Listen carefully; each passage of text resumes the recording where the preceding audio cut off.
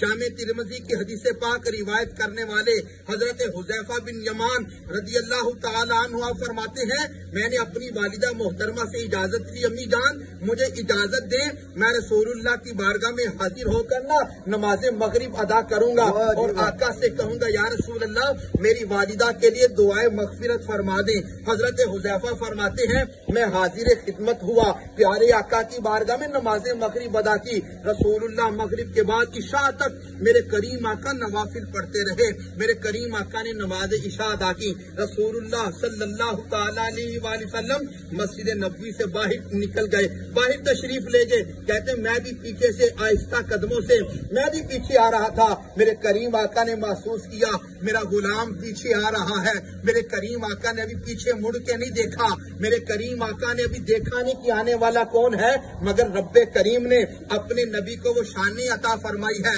رسول اللہ نے فرمایا انی اسمع ما لا تسمعون انی ارا ما لا ترون، اے میرے صحابہ میں وہ بھی سنتا ہوں جو تم نہیں سنتے، میں وہ بھی دیکھتا ہوں جو تم نہیں دیکھ سکتے۔ میرے کریم آقا مولا صلی اللہ تعالیٰ علیہ وآلہ وسلم نے فرمایا پیچھے کون ہے؟ کیا حذیفہ ہے؟ عرض کیا یا رسول اللہ جی میں حذیفہ ہوں۔ میرے دوستوں جب حضرت حذیفہ گھر سے آئے تھے وہ کیا بات کر کے آئے تھے اپنی امی جان سے، امی جان آپ کے لیے دعائے مغفرت کرواؤں گا۔ میرے کریم آقا سے ابھی حضرت حذیفہ نے کہا نہیں، ابھی عرض نہیں کیا یا رسول اللہ میری امی جان کے لیے دعا کریں، میرے کریم آقا نے پوچھا حذیفہ ہے؟ عرض کیا یا رسول اللہ میں حذیفہ ہوں۔ میرے آقا نے فرمایا جاؤ غفر اللہ لک ولی امک، اللہ تعالیٰ تمہیں بخش دے تمہاری والدہ کو بخش دے۔ نبی اکرم صلی اللہ تعالیٰ علیہ وآلہ وسلم نے جب یہ جملہ ارشاد فرمایا اور پھر ساتھ میرے پیارے کریم آقا مولا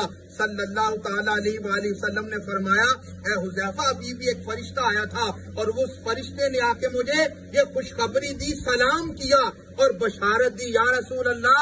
آپ کی پیاری بیٹی ان فاطمہ سیدۃ النساء اہل الجنہ ان الحسن والحسین سیدہ شباب اہل الجنہ۔ اس فرشتے نے بشارت دی یا رسول اللہ آپ کی پیاری بیٹی فاطمہ جنتی عورتوں کی سردار ہے، آپ کے بیٹے حسن و حسین جنتی جوانوں کے سردار ہیں۔ پھر کیوں نہ کہیں کہ افضل ہے کل جہان سے گھرانہ حسین کا، افضل ہے کل جہان سے گھرانہ حسین کا، نبیوں کا تاجدار ہے نانا حسین کا، ایک پل کی نہ تھی حکومت یزید کی، ارے صدیاں حسین کی ہے زمانہ حسین کا۔